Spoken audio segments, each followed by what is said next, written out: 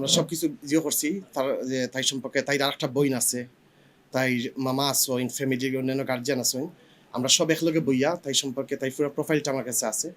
So আমরা chime যে মাইশার একটা বেটার ফিউচার করার লাগিনে তাই সুন্দর ভবিষ্যৎ কি রকম করা যায় এগুলো লেগে তার ফ্যামিলির লগে বইয়া আমরা লেগে সব কিছু পরামর্শ করবো। সবচেয়ে বড় যে জিনিসটা হয়েছে গিয়া যে মায়েশার যে অবস্থাটা হয়েছে মায়েশা হইলো তাই নিরাপত্তা লইয়া সবচেয়ে বেশি আমার চিন্তা।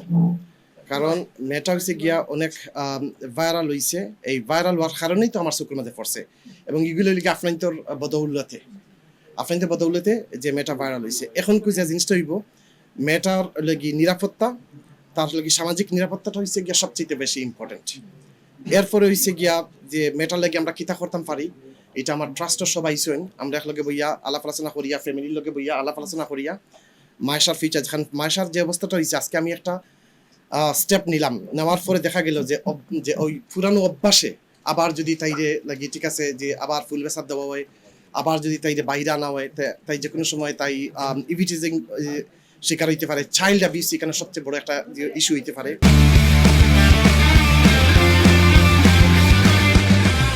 আমরা সবাই কিন্তু লাগি এটার লাগিনে আমরা যে দায়বদ্ধতা নিতে হইব। আমার মেয়ের মতন আমি সামনে কইতাম পারতাম না যে আপনারা অনেক মন্তব্যগুলো দেখছেন, যে মন্তব্যগুলা দেখলে মনে হয় আগুন দিয়ে তারা দুনিয়া জ্বালাই লাগে। এত হায়না টাইপের কমেন্ট যারা করে, যখন কুই একটা মানুষে হয় একটা ফুলের মতো মেয়ে যে যে মায়েশা আর অন্য খালা মেয়ে ওই লাগি খোয়া হয় টুকাই।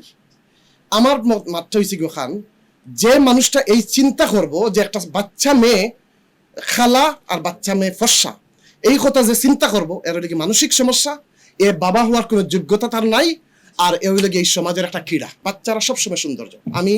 আমি নিজে মেয়ের বাবা, সো আমি নিজে কইতাম আমার মেয়ের বয়স 3 বছর, সো আমি মেয়ের বাবা হিসাবে কইতাম পারবো যে আমার কাছে হইলে কি কোনোদিনও যে পৃথিবীর কোনো বাচ্চা এ খালা এ সাদা এরকম হইতে পারে না।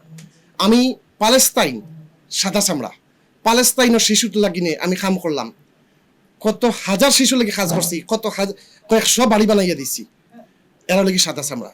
আবার আফ্রিকার দেখো আফ্রিকাতে লাগি সব খালা, এখানে কত খালা শিশু, কত লাগি যে ফ্যামিলির পানির ব্যবস্থা করে দিছি, গড়ের ব্যবস্থা করে দিছি। তাহলে আমার কাছে এই খালা সাদা এই বৈষম্যতা আমার কাছে নাই।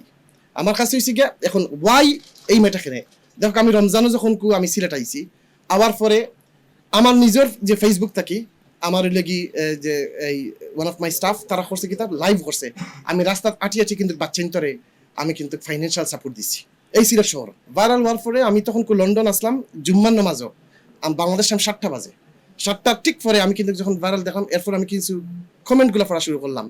এই কমেন্টগুলো পড়ার পরে তখন আমি চিন্তা করছি আমার বিবেক কিন্তু জাগ্রত হইতে হইব, আমার কিছু করতে হইব ওই মেয়েটার লাগিনি। কারণ আমরা দেশের চাইল্ড অ্যাবিউস প্রচন্ড বেশি, সো এই চাইল্ড অ্যাবিউস থেকে মেয়েটারে রক্ষা করতে হইব। সাথে সাথে আমি সিলেটের মেট্রোপলিটন পুলিশ কমিশনার মহোদয়ের কাছে আমি ফোন দিলাম, কারণ তাই এর আগে কিছু পথ শিশু দিয়া এর আগে তাই যে অনেক কাজ করছেন, তো যার কারণে আমি তাহলে ফোন দিলাম। ফোন দিয়ে আমি কইলাম মেয়েটার আপনার একটু খুঁজিয়া বাইর করকা, এখানে পাবেল বাই না খেয়ে আসুন তান্তানুল্লাহ কিছু মানুষের কারণে কিন্তু এই মেয়েটা কিন্তু আজকে আমি পর্যন্ত পড়ছে।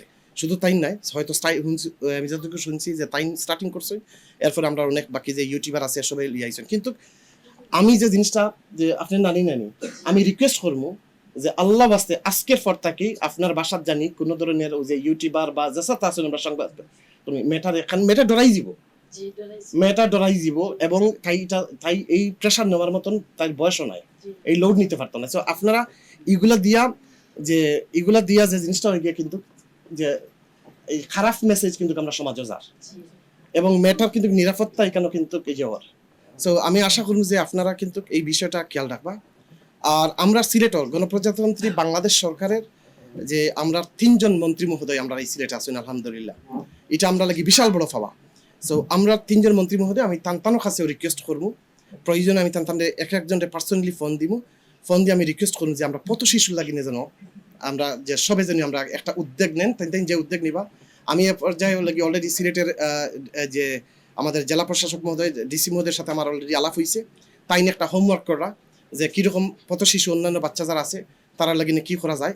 প্রয়োজন এটা লাগি সরকারের যে প্রয়োজন হয়, যদি এখান তো প্রয়োজন আমি মাননীয় প্রধানমন্ত্রী পর্যন্ত এই প্রস্তাবটা আমি পৌঁছাইয়া প্রয়োজনে আমি তার লগে 1-to-1 মাতিয়া আমি ব্যবস্থাটা করবো যাতে আমরা সিলেটের পথ শিশু লাগে কাজ করতে পারি।